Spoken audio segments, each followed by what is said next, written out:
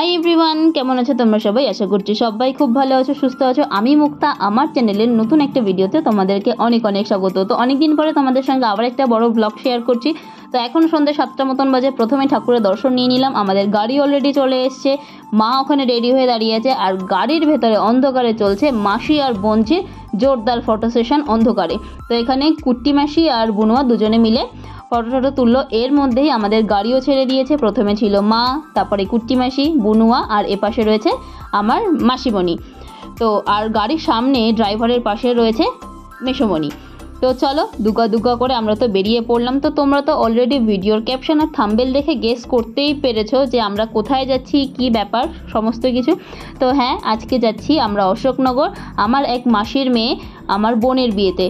তো ভাবা যায় যে আমরা ছোটোবেলায় কত খেলাধুলো করতাম, মজা করতাম। তো আজকে সেই বোনের বিয়ে। তো যাই হোক, দিদির আগে বোনের বিয়েটা হয়ে গেল। তো এটাই হলো ব্যাপার। তো এই তোমাদের সঙ্গে কথা বলতে বলতে আমরা চলে এসেছি মাসির বাড়িতে। তো বিয়েটা বাড়িতেই হচ্ছিল। এই হলো বিয়ের এন্ট্রান্সের গেট। আর ধীরে ধীরে চলো ভেতরে যাই। ভেতরে গিয়ে সবার সঙ্গে তোমাদেরকে পরিচয় করাবার কী কী করলাম সমস্ত কিছু শেয়ার করব। স্কিপ না করে ভিডিওটা দেখতে থাকো। তো ঢুকেই প্রথমে চলে এসেছি মণ্ডপে। এখানে চলছে বোনের ফটো সেশন। তো এখানে গিয়ে প্রথমে সবার সঙ্গে দেখা করলাম, গল্প করলাম, বোনের সঙ্গেও দেখা করলাম, গিফট দিয়ে দিলাম। ওর যেহেতু ফটো সেশন চলছে ডিস্টার্ব করলাম না, কারণ কিছুক্ষণের বাদেই বর চলে আসবে। তো আমরা এখানে বসে পকোড়া খাচ্ছিলাম। তারপরে এখানে ছিল ফুচকার স্টল, এখানে ছিল পকোড়া, কফি, আর ওপাশে ছিল মকটেল, যেটা গরমে সবারই খুব দারুণ দরকার ছিল। তো মকটেল কাউন্টারেই সব থেকে বেশি ভিড় ছিল। তো এখানে মজার ব্যাপার হলো, আমি কাউন্টারের সামনে দাঁড়িয়েছিলাম, দাঁড়িয়ে দাঁড়িয়ে বলছিলাম, কারণ কেউ বুঝতেই পারছে না কোন ফ্লেভারটা খাবে। তো ওখানে আমি দাঁড়িয়েছিলাম।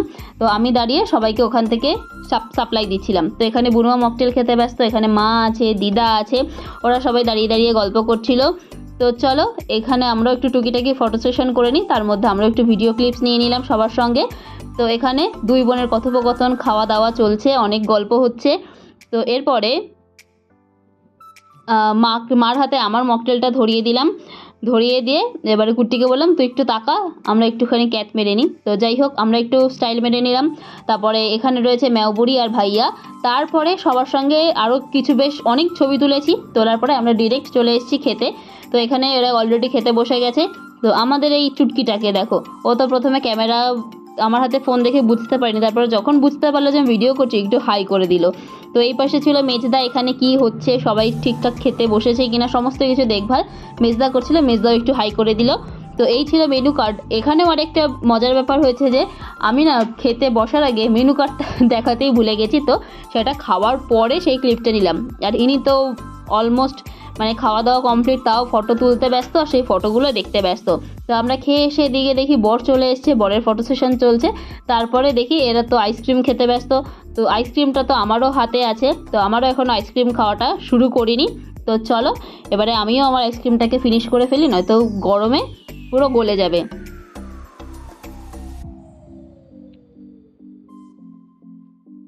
তো এরপরে আইসক্রিম খাওয়ার পরে দেখলাম আস্তে আস্তে আরও লোকজন আসতে শুরু করলো।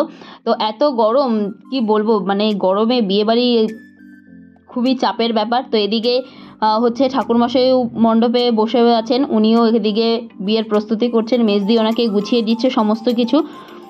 তো এদিকে আমরাও একটু সবাইকে দেখাচ্ছিলাম। এদিকেও তবুও ফটো সেশন তো শেষই হচ্ছে না। বিয়েবাড়িতে আমরা প্রচুর ছবি তুলেছি, প্রচুর খাওয়া দাওয়া করেছি, প্রচুর মজা করেছি, সবার সঙ্গে প্রচুর গল্প করেছি, আড্ডা মেরেছি।